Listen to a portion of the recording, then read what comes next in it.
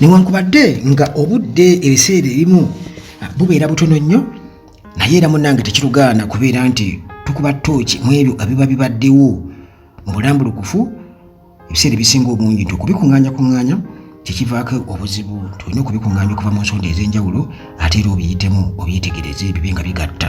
Kakati munnange olunaku olwaleero nkuleetedde Mayiga engeri gy'asematuseemu ab'engwala e Bungereza era Nambooze wano munnange wasinzidde n'ayasa ebyama ku ddiiro Katikkiro ze yakutula ne Kayihura lwe baabakwata. Munnange obunkenke bwabadde bw'amaanyi mu kibuga London ekya Bungereza nga abawagizi ba Katikkiro wa Buganda Charles Peter Mayiga bawanyisiganya ebigambo ebisongovu n'agavubuka omwabadde n'abo abaalabise nga bakuliridde mu myaka ababadde beekalakaasa okulaga munnange ebituli n'obutali bumativu bwe balina ku ngeri munnange Buganda gyekulemberwamu. Abanajjadda Investments webali nnyo gwe ayagala ettaka, ayagala okugula ennyumba ewedde oba okuzimba ennyumba, ayagala okukola pulojekiti ku ttaka lyo lyonna ly'olina eyo kubeerako omukulu Kiza Shafiq ennamba weeziri awo Najjadda Investments. Kakati munnange abeekalakaasi baabadde beesibye engoye ezeefaanaanyiriza embugo nga kuno munnange bagasseeko okwezingirira bendera omuli eya Uganda ne Buganda.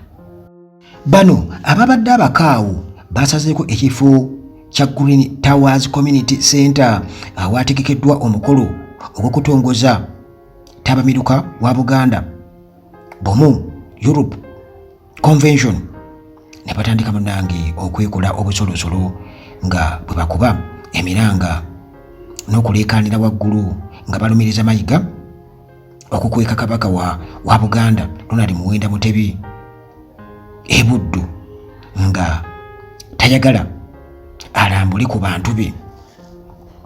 Songa zino nze nzigenda mpola, sijja kubeekwekerera, nzigenda mpola nnyo.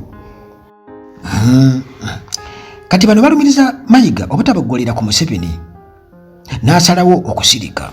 Bano bwe batyo bagamba nti obukulembeze bwa Mayiga obubi bwe bwaleetera kabaka obulwadde obumuluma kati nga kuno baagaseeko okumunenya okusirika n'atagamba ku gavumenti ya Gen. Museveni nti nga etulugunya abawagizi ba NUP ne pulezidenti waabwe Robert Kyagulanyi Ssentamu Bobi Wine. Wabula ababadde balumba Mayiga baakiguddeko nga agavubuka agabadde mu makanzu gabasazeeko bubi nnyo ne gabasindiikiriza okuva ku kifo kino nga babalumiriza obusiiwuufu bw'empisa n'okubeera nga baalidde obusente mbu obwabo abataagaliza Buganda okuguutaanya omukolo gwabwe. Alina endwadde oba bweweera ng'oli mulwadde olina omulwadde wano ku Uganda Atalaagi munnange ntera okubagamba nti obulamu bwe bugagga. Abantu bangi okuva linataka okubeera nga nanga omusawo asobola okuwa obujjanjabi, omusawo omukugu owa ddala gwe ninako obukakafu eyasomera ddala munnange lwentegeera nti abantu bafa kubanga bangi nnyo bakunnyonnyola wano nti munnange mulwadde tubadde tukyategeka nga tukyanoonya ngeri gye tukwasaganyamu omusawo ate omulwadde yafudde bwe bityo. Naye gw'alina endwadde, olina ekibumba kirwadde, olina ensigo ndwadde, olina omutima mulwadde, prostate, kansa, kisinziira ku stage gikuwaali, endwadde ebizimba n'ensonga endala zonna abakyala balina ebizibu nga mu sisitimu yaabwe y'abakyala n'obulwadde muganda wange bwe bayita obulwadde awo sijja kunyonyola naye bwe bayita obuki obulwadde bwaffe gezaako munnange era bizisobola okuwa enamba wano n'omukubirako osanga gye bujja mu maaso eyo olinkubira kasimu n'ongamba Uganda Tulagi weebalite ddala Mukama ng'ataasizza. Kakati tuzzeeyo e Bungereza Mayiga bamwaniriza era bano beewuunyiza nnyo abeekalakaasi okugamba nti Mayiga tavaayo ku bavubuka ba NUP abali mu makomera ebyobufuzi ate nga enfunda nnyingi avuddeyo n'asaba gavumenti okuyimbula abavubuka bonna abaasibwa ebyobufuzi. Kati omukolo gwagenze mu maaso nga Oweekitiibwa Joseph Kawuki yasabye abantu ba Buganda obutakkiriza muntu yenna agezaako okulengezza n'okumanyiira kabaka n'obwakabaka, n'abalagira okubaŋŋanga mu ngeri yonna nga alumiriza nti abasinga batume nga guno munnange baagufuula mulimu. Yajjukiza Abaganda ebigambo bya Kabaka Ronald Muwenda Mutebi II bye yagamba okwegendereza abantu abeefuula abaagala ennyo obwakabaka nti abasinga batume abalina bye beenoonyeza. Nga Minisita Kawuki ow'ensonga z'ebweru wa Buganda yasabye Abaganda okubeera obumu n'okulwana okuzza Buganda ku ntikko.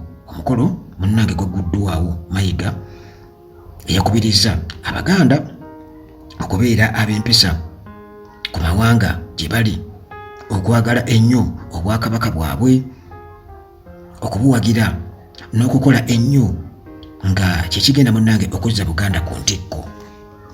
Mayiga yalumiriza abantu abalumba n'okwogerera obwakabaka amafuukuule, n'akubiriza abantu obutabagoberera nga agamba nti tebalina munnange kye bamanyi nti mu mazima oyinza otya okuwuliriza omuntu alya gonja ne bamuwa ekikopo kya caayi n'atandika okwogera. Yagambye nti Abaganda balina okubeera Bayudaaya abasalawo buli kimu mu nsi yonna. Mayiga Bungereza yabulekeddwako baminisita okuli Kawuki Anthony Wamala ow'ebyokwerinda n'ennono, Israel Kitooke Kazibwe ow'ebyamawulire, akulira Buganda Land Board Oweekitiibwa Kaboggoza n'abalala bangi. Mayiga yabadde Bungereza eyaliko omukungu wa Kabaka era omubaka wa Mukono Municipality Betty Nambooze Bakireke, n'aleeta ebyama ku ndagaano Mayiga ye yakola ne General Edward Kale Kayihura eyali Ssaabaduumizi wa poliisi. Nambooze munnange ategeezezza nti mu 2008 bwakwatibwa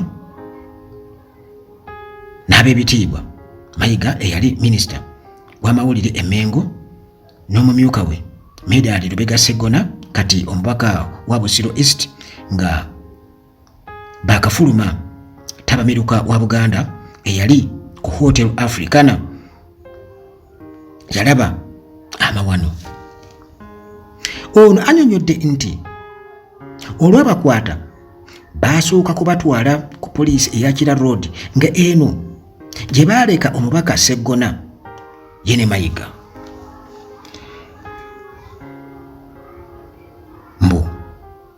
Bo ne babongerayo ku poliisi eya Jinja Road olw'abatuusaayo Nambooze ne bamutwala mu kaduukulu omusibibwa abakyala. Wabula Madamu Teacher yeewuunya nnyo okulaba Mayiga nga ye bamututte mu ofiisi ey'omuduumizi wa poliisi eyo nti mwe bamusibidde, ye bamusibira eyo mu ofiisi. Nambooze anyumya nti enkeera ku makya ennyo yalingiza mu kadirisa n'alengera Jeno Kayihura nga atuuse ku poliisi era ono yagenda butereevu mu ofiisi yaduumira poliisi y'Ejjinja Road nga eno gye yasanga Mayiga wabula oluvannyuma naye baamunona mu kaduukulu bwe baali bamusibidde ne bamuteeka awali Mayiga. Nambooze yeewuunya nnyo okuwulira nga bakubira abooluganda lwa Mayiga essimu okumunona ku poliisi nga yalowooza nti munnange naye bagenda akumuyimbula ku kakalu aka poliisi nga Mayiga wabula baamugamba bugambi ku linnya Kabangali kutwalibwa ku kkooti ya Buganda Road gye yasanga Sseggona ne baggulwako emisango egy'obutujju n'okulya mu nsi olukwe. Nambooze eyabadde mu nnaku nga bw'atemereza n'okuzibiriza amaaso yannyonnyodde nti n'okutuusa kati tasobola kwerabira ntiisa gye yasanga ku kkooti ya Buganda Road nga bayiyeewo abajaasi abakambwe abateevuunya nga Munyeera nga kino munnange kyabaleetera okutya nti ekigendererwa kya gavumenti kyakuddamu kubakwata singa babeera bayimbuddwa ku kakalu ka kkooti nga wano munnange bwe basinziira okwegayirira balooya baabwe abaali bakulembeddwamu omulundi wa Kampala Ssaalongo Erias Lukwago n'owekitiibwa David Mpanga obutabasabira kweyimirira babaleke babongereyo mu kkomera e Luzira ku limanda. Nambooze annyonnyola nti okusaba kwabwe Mpanga looya omukugu eyali yakava e Bungereza gye yasomera amateeka yakugaana n'abategeeza nti okweyimirira balina okukusaba olwo bwe bakubawa baŋŋange embeera yonna endala eddako. Nambooze abagiddwa looya Male Mabirizi alumiriza nti yaliwo ku kkooti, yaliwo nnyo ku kkooti ku lunaku olwo bwe baaleeta Nambooze ne Sseggona nga yeewuunya nnyo okulaba Mayiga nga ayingirawo ku kkooti eya Buganda Road nga ayambadde ebijaketi nga n'okutuusa kati munnange yeewuunya lwaki Mayiga ye tebaamuggulako misango nga banne.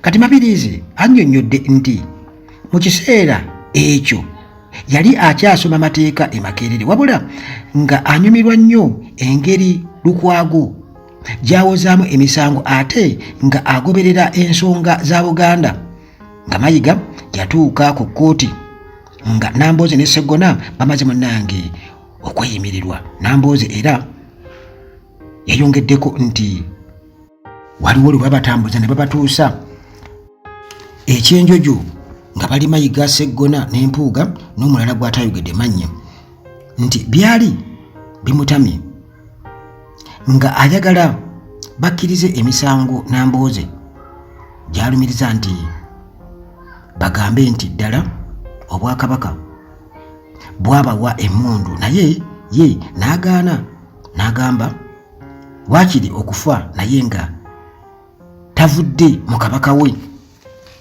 Wabula ensonda okuva mu ofiisi ya Katikkiro bano bategeeza nti Nambooze azanya byabufuzi n'okugezaako okukakkanya omuntu waabwe nti waliwo enkolagana ey'amaanyi gy'alina ne gavumenti ya General Museveni okusobola munnange okumukyaya mu buwagizi ab'oludda oluvuganya naddala bannakibiina kya NUP. Ensonda emmengo zitukakasizza nti Nambooze alina olutalo olw'amaanyi ennyo ku bukulembeze bwa Mayiga okuva nti bwe baamulemesa okubeera ku leediyo eya Kabaka eya CBS FM okubaganya ebirowoozo ku nsonga ez'ebyobufuzi. Nambooze kati yaddukira ku leediyo Simba ey'omugagga Aga Sekalaala, kuliko Top Radio ey'omusumba Jackson Sinyonga ne TV eya NBS era eno gy'asinziira okuwanda omuliro nga alumba yenna munnange agezaako okwogera obubi ku president wa NOP Robert Kyagulanyi Ssentamu, era n'empuuga naye emirundi mingi azze amuyisaamu eggaali wadde munnange baaliko bonna emmengo, anti munnange zero tolerance.